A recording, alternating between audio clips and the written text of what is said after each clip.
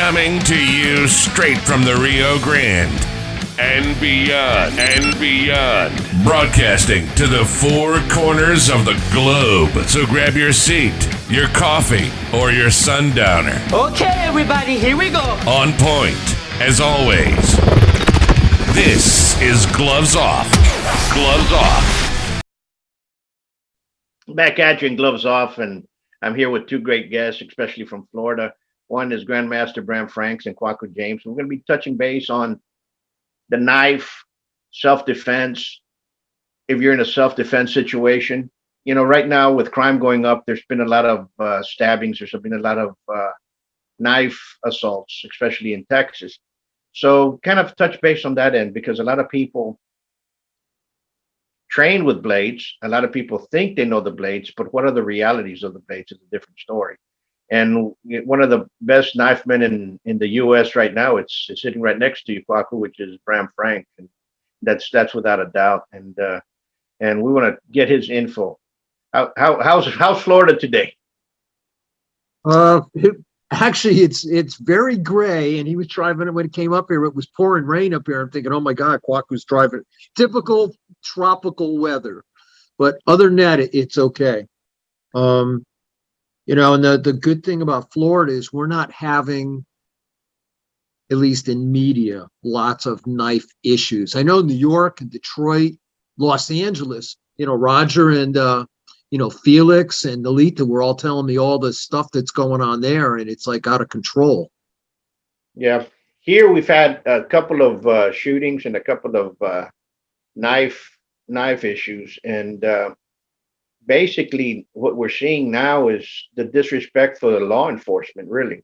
And you have a couple of guys, you know, punching back, and the law enforcement, which is a total different matter, but you know, which is going to get you in trouble real quick. But what happens is the issues with self-defense now, I think we've always had them, but we're seeing them a lot more. I don't know if it's because everybody's carrying a phone with them, but we're seeing we're with a phone with a camera on it that are recording a lot more of these events. But it's always happened. It's always been there. Yeah. But let's touch base on what would you all tell somebody if they're confronted with the situation of defending themselves, especially with a blade? What are the first things that you should do?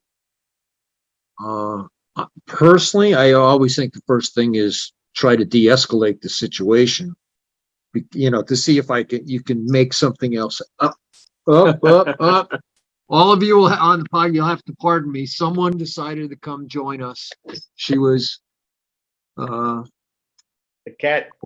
Yeah. Well, you've decided to join us. She's usually joins Kwaku and me on the side. And this time she actually hopped up on the table and decided to rub on the tripod and knock the phone over. But as we were saying with the self-defense. Yeah, de-escalation is the first thing, because everybody's got this romantic image of what they're going to do. And I always tell people it's not Dungeons and Dragons. No. You know, it's not going to work out. Oh, I'm going to whip out my whatever favorite tool, chop up the bad guy, and everybody's going to give me an award. In real, one person drips, the other gushes, and that quickly escalates, as you know, to one person gushes and the other's got a toe tag, you know, and people go, what do you mean? I said, any kind of confrontation with a blade gets out of hand, because whatever scenario we've painted in our head, even me, I worry about it, that what I'm prepping myself for is not what they feed me back. And you have to prepare for it, because you get everything from the crazy slashes to the guys who just want to do what they call the sewing machine and poke at you. And there's no rhyme or reason. It's not a good situation. So in it, my first thing is hands up, try to, create space and let's not let it get to here. Absolutely. Because once it starts, and you know me, I'm a big one of, and I beat on him a lot to do it. And I got him doing it. I go for your hands. You and I have talked about that. I'm a big one. Shut the guy's ability to hurt you down, because I don't know. I can't really stop him with head, body, torso area type thing. we can actually absorb a lot more impact, as you know, than people give us credit for. And I watch people who prep. I don't know if you've seen some of them. You and I talked about it a little bit, and Quaco and I talk about it a lot. You see these guys are all saying, be prepared for the thing with, and have your own knife. They pull it out and they're practicing poking out people's eyes, slicing slashing their faces, punching holes in their chest. I said, do you understand, as you said, with everybody having a camera, if any of us with any kind of training do it, we're done.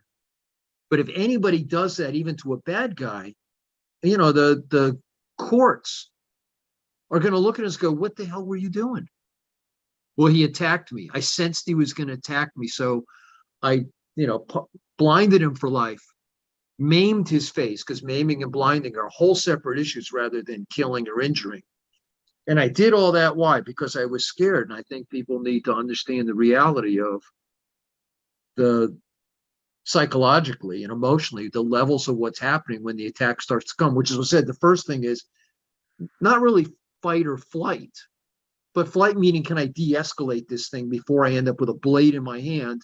And before I do something really stupid that I end up in jail with the very people I was trying to defend myself against. And if I can add, even the well-trained person gets tunnel vision. So when Brown was saying, definitely you want to de-escalate, well, I'm de-escalating and I'm looking at you and I'm paying attention. I'm trying to calm down the situation, but are you aware of what's going on? Are you looking at their hands? Are you looking at their posture? Are they blading off? Because we can get into talking to them and eye contact and all those things that we're supposed to do to de-escalate the situation. But are you aware? Are you looking, or are you sensing around using your peripherals to see if he has a friend that's going to sneak up behind you? Absolutely. So awareness is key. That goes along with the de-escalation as well, because as he said, I get jumpy, I pull out this blade, this tool, and I go to work. Well, there's huge ramifications on how we use that tool as well. Yeah, and not that any of us want the victim, if we're the victim, to get hurt. But I always hear people tell about, like I said, the romantic version of what they're going to do, the bad guy. And I'm like, geez, which is, again, basic, protect yourself, empty hand. And I don't mean use your empty hand to try to stop a blade, because obviously that's foolish, it's a matter separator. But the idea of protect my organs and everything so that I'm not taken out, just so I can have some kind of response back. Because even me, I teach people, pull it up and, here's what we're going to do. And I have some advantages. It's a ball peen hammer. But all the people who want to hurt people, and that's what it hurt the bad guy worse than they hurt you. And I was on with Peter the other day, Peter T. Roman, who's, my dear friend and partner, and he's an injury attorney. And all these guys who we're talking about the situation happens, you sense something's going on, so you pull out your tool or you attack the bad guy because you sensed he was going to do something. And, Peter goes, if I have to defend you in court, I can't defend that. Nobody in a jury's going to understand. I knew it was going to happen. Oh, I felt it was going to happen. All it comes if we become the aggressor, because people always want to hear the other side of it. How do I defend myself? Well, part of the defending yourself is making sure we don't do something super aggressive and put ourselves in legal jeopardy and lose our freedom. But for basic self-defense, Brother Paul, I'm a big one. I've used my forearms so I can access a tool. And I know Quaco, because he's part of our whole family, he's like you. I always have a tool on me, be it my flashlight, my crimped, or a knife. It's my American Express card. I never leave home without it. So when it says, what do you do with your empty hands? I am never in a spot. I shouldn't say never, some on a plane. But usually I have a tool in my hand, so I am not empty-handed, skin flesh against steel or something else. Absolutely. There's something, let me turn this off. There's something that I always tell everybody is, and people, like, exactly, they have a romance towards a self-defense situation, is they think they're not going to be taken in or arrested. If you're caught and the police get there, both of you are going to go to jail. Yeah, absolutely. Period.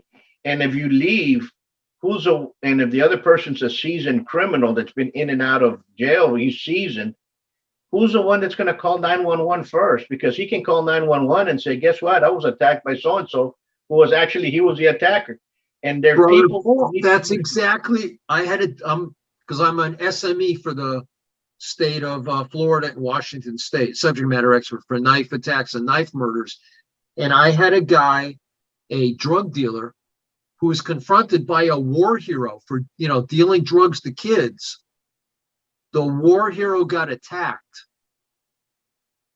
literally cut the ribbons because he had this idea that he could say, and this guy just pulled out a knife, made his way back to his room at a hotel and died in front of the room. And just what you said, the drug dealer, as soon as it happened, called 911 and said, I was attacked. And, out in court, it took lots of years to get it straightened out. And the guy posthumously was cleared, that he didn't start it. But that's what the bad guy did. You're right. Immediately called 911 and said, I was attacked. Absolutely. And, that brings us to the next question. I tell folks in here, Texas, it's a bladed culture, and we've seen it. You've been here. You can go anywhere in Texas and you can count how many men are carrying a blade. It's easier to count the ones that don't, because there's so many people that do. And that's something that people say, no, it's not going to happen. Listen, you're at a barbecue, you're at a football game, people get into liquid courage. You go at a nightclub, a restaurant, or bar and grill, and all of a sudden, well, guess what's going to happen? If they have a knife, that knife is going to be pulled out. And whether the person studied it or not, he's going to pull it out. Whether it's West Side Story type of attack, it's going to happen. And people do not realize that. They live in a fantasy world when they think that because a person's carrying a blade, that person's not going to pull it out. Well, I belong to a lot of knife groups, and and I look at the knife companies. If there were not hundreds of millions of knives out there, these companies would be bankrupt. Sure. And I'm always amazed when people show their nowadays, because you can see videos and pictures. And I know we go scroll through people doing pocket dumps. You've seen what people are carrying every day, and you see there's thousands of people in each of these groups. They're going, oh yeah, here's the stuff I carry. Well, if I start looking, these are the people willing to say they carry this stuff. These companies are making companies, not a company, companies making hundreds of millions of dollars selling knives. And plus, as you said, I go to any Lowe's, Home Depot, local store, and I can buy, $5 knives. I can buy $5 and $10 machetes. They're everywhere. Absolutely. It's mankind's first tool and most common thing. And most people, I'm amazed how the people who don't carry any kind of knife, they actually come from families where their fathers or grandfathers actually still carry gentlemen's knives. And what showed that there was something on in the background this morning, some show, and they pulled out a regular slip joint knife. And I was watching Paladin, Have Gun Will Travel. And the bad guy pulls out a regular slip joint knife, and that's what he's going to fight the guy with. And back then, in the fifth, no one questioned on the television show that this guy pulled it out, because it's real. It doesn't have to be some fancy tactical. As a matter of fact, the most common knife used in an attack is either a chef knife, or the biggest one is a steak knife. That's the most handy. That's what happens. You're at your house. That's what's there. Chef knives, are dangerous. And I'm a chef. You know that for a fact. Yeah, absolutely. But and just think the first chef knives were become what we call Bowie knives without the for the state of Texas. They're no different. Absolutely. But now let's talking about knives. Let's touch base on your knife, and let's show the folks. I got a couple here. I got one here, which is the katana. The katana, which is great, and especially how you use it. And I love it because, I'm always, as a hunter, and I tell folks in there, these two right here go underneath where the guts at, and that's what's cutting on top. It's easy. It's not like before, which didn't have that. So it's a beautiful blade. I've made I've made him a Brampaholic. The Bramp changes everything because I can be in here and I can control the tool, besides the fact that it's a firearms ergonomics, no matter how I hold the handle. But that Bramp means I can actually control the blade for doing work.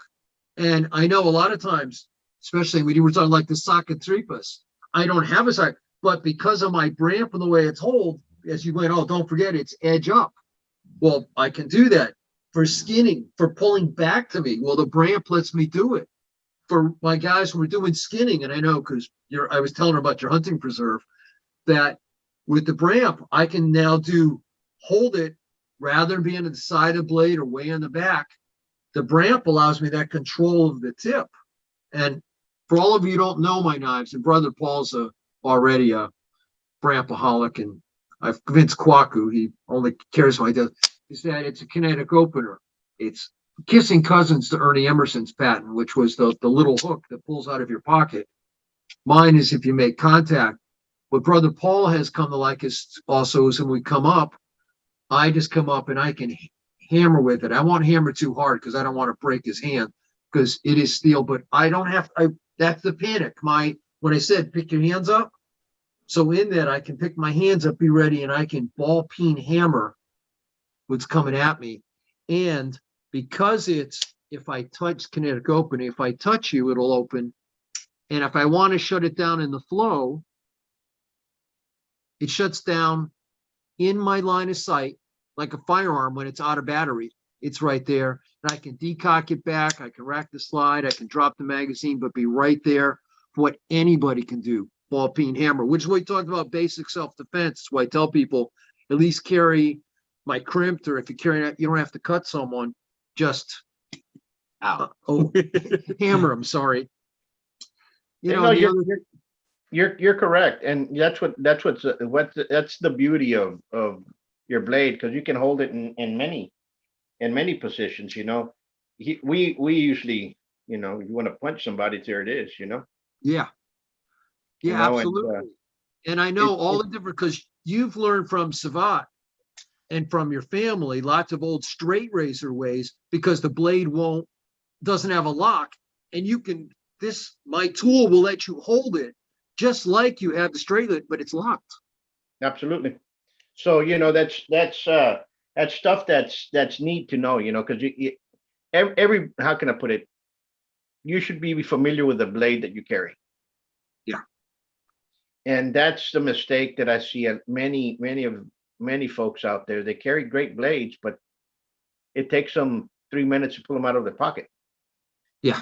Well, someone I was telling Kwaku, they complained about my steel and then said, oh, you don't let it sit deep in your pocket. I'm like, I want to be fumbling deep in my pocket with one of those little flimsy clips, because I have the patent, on the spoon clip with a function in it, and it sits where I grab it, gross motor skill, and come up, because I don't want to be, and people want to get it open.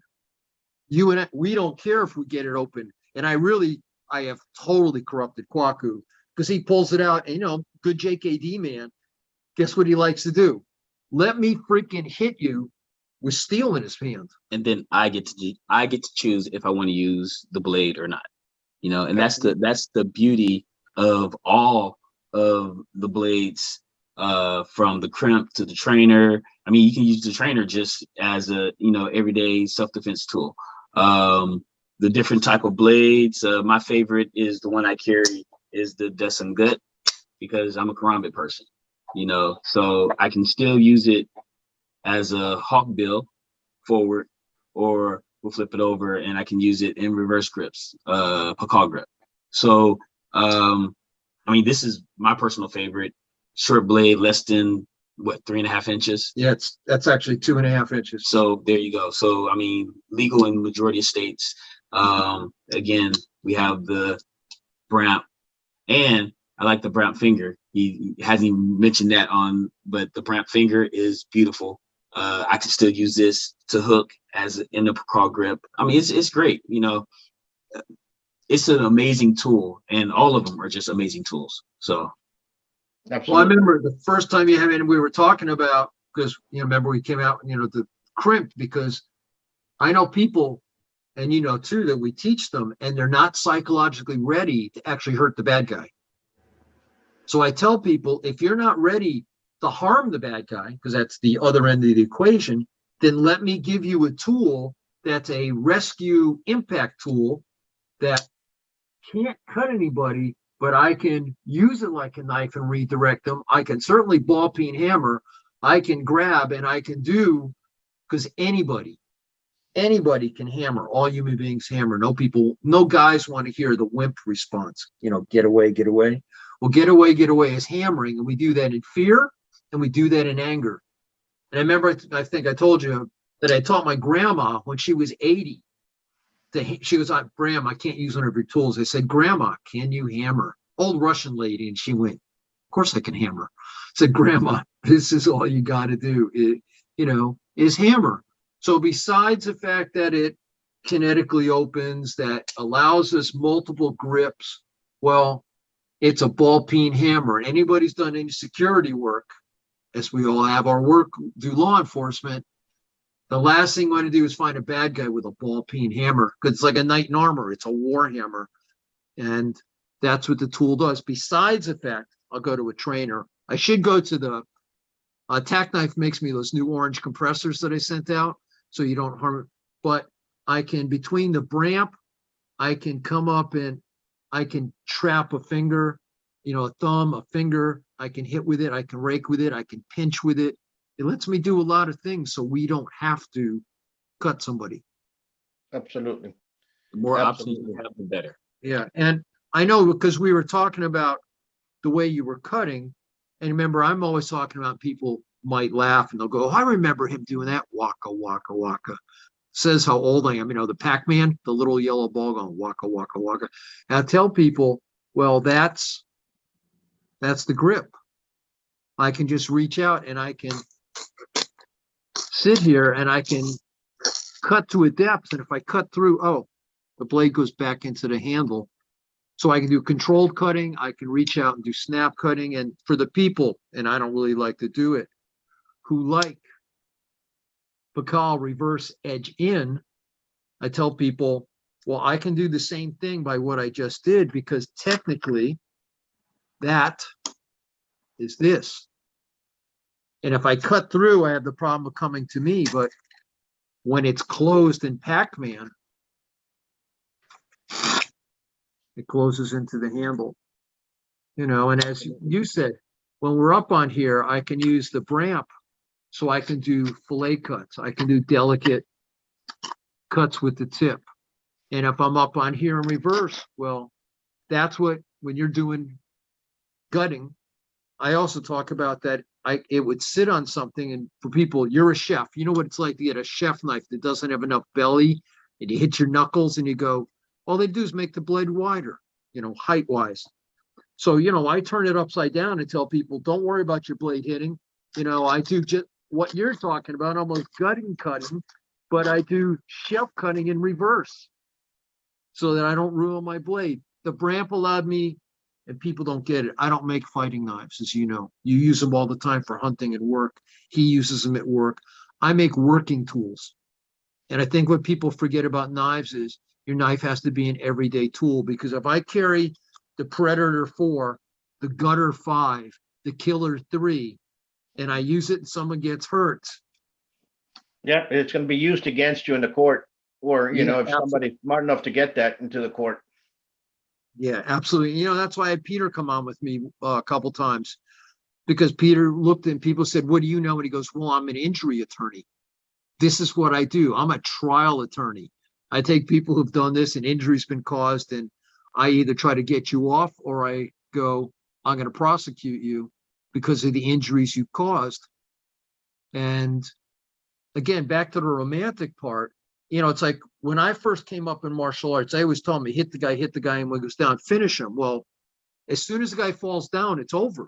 As soon as the bad guy, legally, I'm not talking about in real fight situations. People go, well, I'd rather be judged by 12 than carried by 6. I don't want to be either. I don't want to be judged by 12, nor do I want to be carried by 6. I don't want any of that. So I try my best with my tools. And I'll pull it.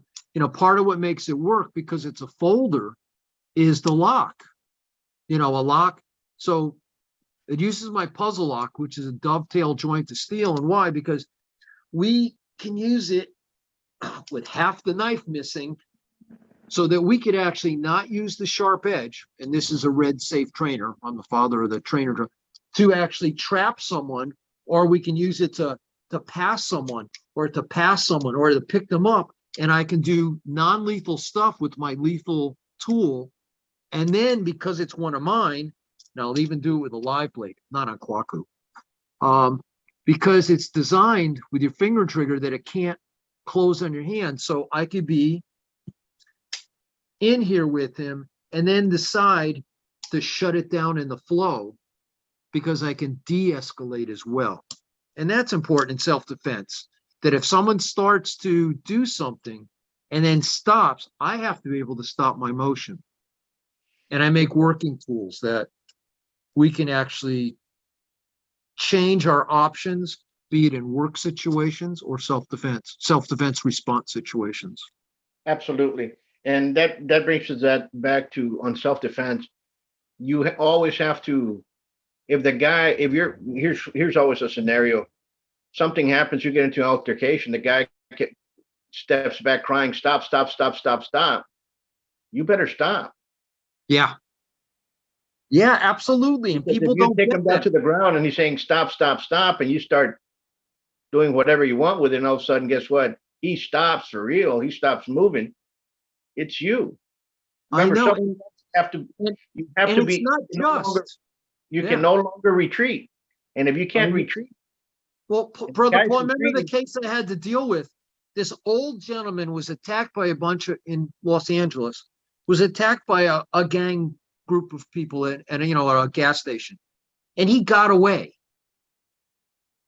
And he gets in his car and comes out with a knife and goes back at them. Cut a couple of them very badly. There's an altercation. When the police got there, he went to explain what happened, and they went, okay. And as you said, they arrested all of them. Of course, had to call the ambulance for the other guys.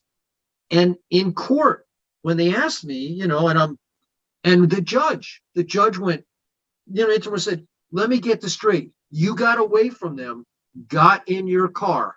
Yes. Why didn't you just drive away? Well, I was on threat for my life. He goes, not when you were in your car, you weren't.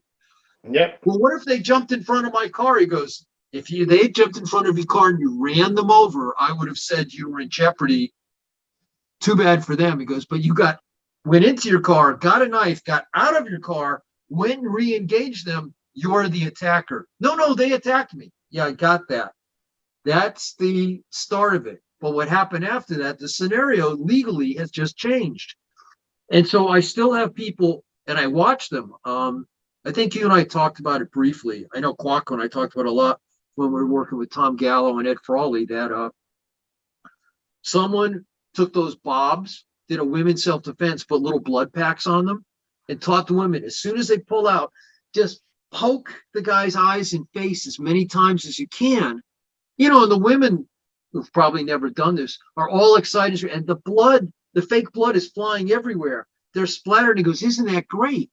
And I showed it to Peter and went, oh my God, I could hold the instructor responsible, because the bad guy, be he drunk, high on drugs, just crazy, approached these women, and they felt threatened, because that's how he taught them. And they pulled out a tool, whatever kind of tool it was, and poked these guys' eyes out so they're blinded forever. I said, you understand that's different than shooting someone or cutting someone. There's a lot of fine laws in there. One of them's mutilation. Yeah. I tell people about that. Mutilation, especially in a civil court, that can, outweigh all the criminal stuff. Mutilation is a thing. Yeah. And I tell people when they're saying attack the head in the face, I said, do you understand That's what if I mutilate your body, it can be hidden. But if you If I mutilate the mutilate face, your it's a different story. face, yeah, that's a serious thing. In Mexico, the knife fighting, when I heard it from some of the old police officers here, my uncle, you will never attack the face. You see a lot of people here attacking the face, hit here and hit them in the face. Fine and dandy, but that's mutilation. In a court of law in Mexico, you mutilated that person, you're going in. Yeah. Regardless. And also faces show bruises and cuts. You can't hide it. We have to communicate. So if you go into court and your face is all beat up and cut up, I don't remember what the circumstances were. I do remember the woman's face. She was definitely the victim. And the guy was claiming she fought back or she asked for it, but he sliced her with a razor blade. And all the jury saw was her face cut open. Didn't matter what she had done. And they just went, oh. And I tell people, if your response is not proportionate to what was done to you, you're in trouble. And all these people tell you, I'm going to sweep him to the floor and pound his head off the thing. Well, the mitigating factor that changes everything of my romantic image, and when I first started 50-something years ago doing martial arts, of I can just zap the bad guy. I can't just zap the bad guy, because if I sweep your feet, you fall down, hit your head on the ground, and you get injured, I'm responsible. I don't care if it's fair or not fair. To me, it's unfair. I think the bad guy technically deserves whatever happens. But I know legally that's not the case. And in today's world, that's why, as you know, I do less than lethal when I did biomechanical shutdown. Because if we cut your fingers, everybody's cut a finger. And I don't care how big you are, if I make your fingers or your hands not work, it's Monty Python and the Holy Grail, the Black Knight. Absolutely. Come closer, it's only a flesh wound. If you can't make your hands work, you can't grab me, you can't pull the trigger, you can't hold the tool, I win. I don't care what your head, neck, or torso says. And I watch guys, and I know because Texas has not only cold, but you can get very, very hot like we do here. Lots of people, we're in t-shirts. Almost anything we're taught works against the guy in a t-shirt. When it's winter, you guys got heavy coats on, or where I'm from, up in, Vermont. When we got on, or when I lived in Minnesota or Alaska, when you got on long underwear, your clothing, your sweatshirt, your sweater, your heavy jacket, when I'm doing some of that stuff, that's natural armor. That stuff didn't work. Absolutely. And that's what people need to understand. But that's what, bang, bang. Here's the next question. If somebody wants to order your knife or get in touch with you, how can they do that? Go to www.cssd-sc.com. And I'm like the old McDonald's cash registers. There was a point that they just had pictures. You didn't have to enter, read anything. I have everything's picture coded up on my website. So you pick out the blade shape you want. You pick out the size you want, standard, which is a 3-inch blade or a Magnum. I have a Magnum here that has a 4-inch blade. This is a pocket knife. 3-inch is a common pocket knife. For all of them are legal in Texas because you're still the big boys. But up on the website, it'll ask you, pick a blade shape, pick a size, pick a color of the handle, and would you like, most importantly, because we're training or for practice, would you like a red safe trainer drone to go with it? And all of my trainer drones are identical to my live blades, because you said we need to practice what we're doing and understand. So, and for any of the people who don't want to cut someone, all of us carry it in our car, and my officers carry it. I can cut seatbelts. I can cut the line, the laminate inside windshields. I can cut flex cuffs, clothing, seatbelts, as I said, but I cannot cut any human being's parts. And yes, it makes a great trapping tool, but I can break out windshields and side glass. And of course, I didn't say this, I can use it as a ball peen hammer on the bad guy. Or when I do waka waka, because there's my jimped liners and my jimped non-cutting teeth, I can grab a person and control them if you don't want to cut somebody. Absolutely. They're great blades, folks. I have several. and it's a great tool. Oh, I And know, Brother it's a Paul. work- And it's a just so working let tool. me tell you, they're all hand ground and hand assembled. No machine made it. So if you look at the grind here and you look here, go, they're almost the same, but our eye can go, there's something not the same. That's because a human being sat there hand grinding these, and a human being hand assembled them. So I make what's called custom production knives. I try to give you a custom knife for a production price. Absolutely. Folks, we got enough time. We'll do it again. And then you guys enjoy your training over there. Thanks both of you for your insights, because people need to know about this, especially in self-defense. Because self-defense now, I think we're to that point in time that you're going to start seeing a lot more people stand up, and people need Yep. to know the laws. Well, if people want to, at bramfrank.pivot, like you pivot somewhere, pivotshare.com. I have all my seminars. Some are free downloads. You can rent some. And at bramfrankmodulartraining.com, I have my online digital certification courses, or come to Florida and you can come train with us. Or And- come to and what- Texas when Brother Paul asked me there, come train with me in Texas. What I'll do right now, if people look up, I'm going to go ahead and link one of the workshops from Bram that was here. So Okay, link that perfect. one up there so you guys can share. It's going to be right above us right now. Okay. Until next time, you guys stay safe, be safe, and be well. Thank you, Brother Paul. Have a great one. safe. Okay. Bye-bye. Bye.